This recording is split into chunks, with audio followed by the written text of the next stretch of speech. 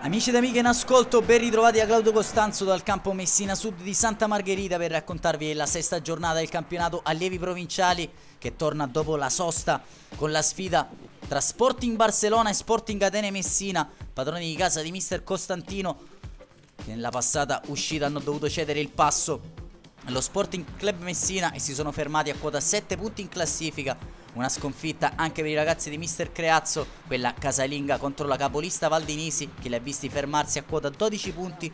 Scendono quest'oggi in campo con D'Andrea, Ballarò, Lombardo, Bongiovanni, Bertè, Gangemi, Lopez, Todaro, Pino, Catalin e Ficarra. Con l'ausilio delle immagini a cura di Marco Guerrera abbiamo scoperto tutti i protagonisti di questa sfida. Completo blaugrana per i padroni di casa dello Sporting Barcellona, maglia a scacchi bianconera per lo Sporting Atene Messina. Un occhio al cronometro per il direttore di gara e possiamo passare a raccontarvi quanto accaduto nel rettangolo del centro sportivo Messina Sud. Si apre con un'occasione dell'Atene con Catalin che da buona posizione calcia alto.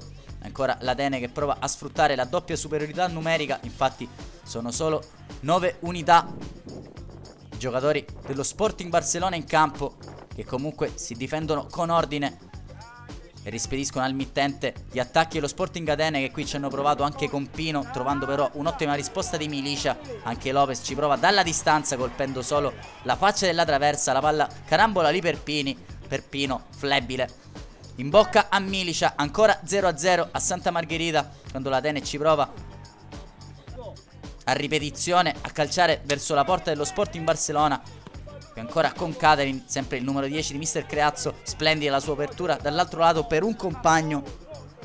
Era Ficarra che non è riuscito a indirizzare la sfera verso la porta difesa da Milicia.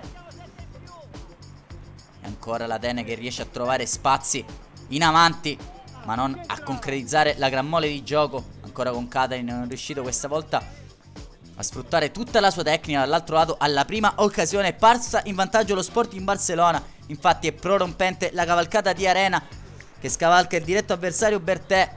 Anche D'Andrea per depositare in porta il gol dell'1-0 sfinito ma vincente, il numero 10 di mister Costantino, che porta clamorosamente in vantaggio i suoi. Non si fa attendere la risposta dello Sporting Atene, che dall'altro lato subito con Lopez al 31esimo minuto di gioco riesce a pareggiare con questo mancino al volo che trafigge Milicia e ristabilisce la parità nel risultato. Sarà questa l'ultima emozione del primo tempo. All'iniziale vantaggio di Arena ha risposto Lopez. Atene che nonostante la gran mole di gioco prodotto non è riuscito a trovare la via del gol che gli avrebbe permesso di condurre una partita agevole. Si rende più complicata nella ripresa la sfida, complice anche l'acquazzone che imperversa sul campo di Santa Margherita. Ricordiamo che l'Atene sta pareggiando contro lo Sporting Barcellona con una doppia inferiorità numerica. Ha una buona occasione questa punizione a 2 dentro l'area. Ancora una volta Milicia però è strepitoso a rifugiarsi in corner.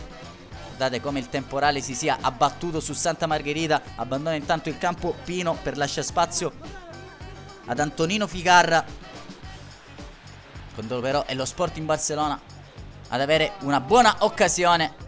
Non la riesce a sfruttare. Ci proverà allora dalla distanza con il proprio numero 6 Ribuffo, il suo destro però non crea grattacapi al classe 2002 Gabriele D'Andrea.